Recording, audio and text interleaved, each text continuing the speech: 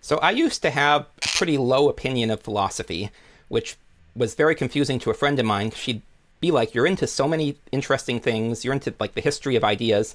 Philosophy is basically about like these high concept things and history of ideas, stuff that you like. Why do you not like philosophy?"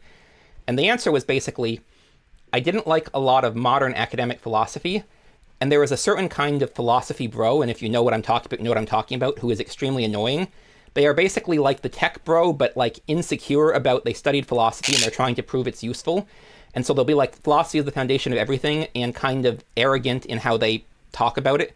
And when you combine this with a lot of modern philosophy, academic philosophy, which is often very hard to read and questionably useful, and I've actually been reading a bunch of these cheap, like critical theory books that are pretty much useless as a demonstration of even like pretty much useless books you can get things out of that I might want to talk about. But I sort of started having a more positive opinion of philosophy after I got into ancient Chinese philosophy. And then I started attending this existentialist philosophy reading group, which, if you're in the Houston area, it is usually the third, but in this case it's the fourth Sunday of the month, run by a philosophy professor, Travis Ross. And so at one of those discussions, at the last discussion, I was asking, because I'd sort of started to suspect, as I'd learned about the American philosophical school of pragmatism, that aligned with what I was trying to do. And I asked this guy, who was a former classmate of Travis, now teaching at a different university, hey, what's the difference between existentialism and pragmatism? Because I'm sort of getting a feeling as I read more about the pragmatists that I might align with that. And I would have said, like, obviously, there's no philosophical school I align with because I'm very pragmatic, which, of course, we started using the term pragmatic because of the school of pragmatism. And so I read William James' Pragmatism, which is like 130, 140 pages, so it's a very short book. Like even this one, it's lumped with some of his other writings, a couple of which are also on pragmatism, and I read the other ones I haven't read yet. And I was like, oh yeah, wow, this is really aligned with what my thinking has been.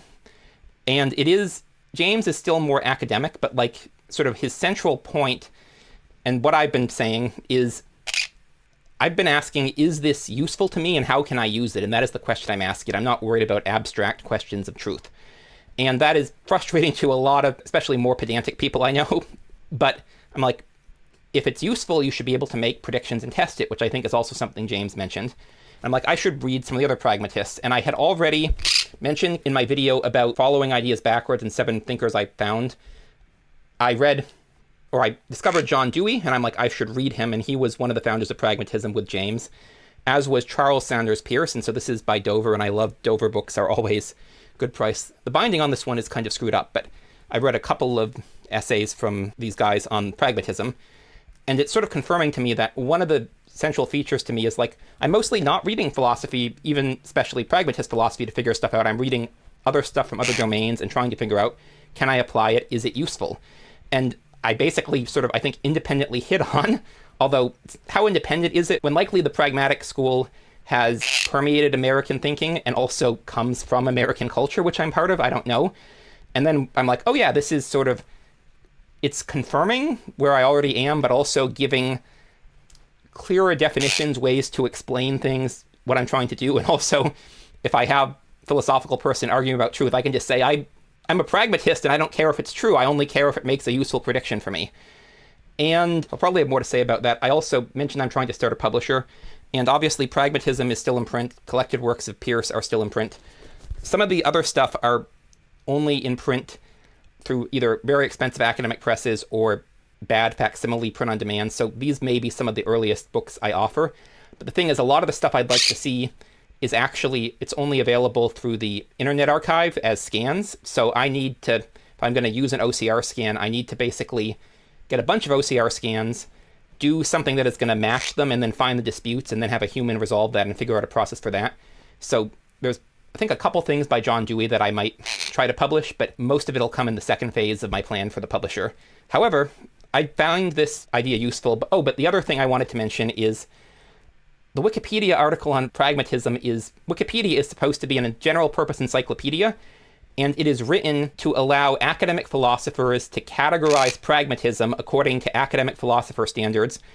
It's completely unreadable, not because like the concepts that I reference, like I go to the page, I'm like, oh yeah, I know what this is, but they're using like very pedantic terms that are relevant only to academic philosophers, which is just ironic, but also very consistent with how Wikipedia operates. It is a culture of midwits, which I've sort of avoided using that term on this channel because not all symbolic capitalist types are midwits, but Wikipedians definitely are, and it also is a pejorative term, but I'm probably going to talk about that more because it is frustrating. And this idea that you should write the Wikipedia article on pragmatism, any philosophy article, but especially the article on pragmatism, in this very abstruse academic way that is only useful to academic philosophers, to categorize a school that is explicitly anti, like, the approach of academic philosophy for academic philosophers is, like, wild.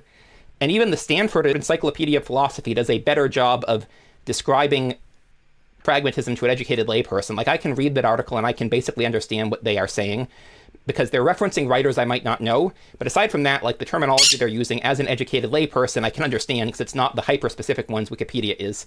So that is amusing, frustrating, but probably in a video on Wikipedia and what's gone wrong there, because I have a lot of thoughts on that, but it'll be way down in the future, probably months from now.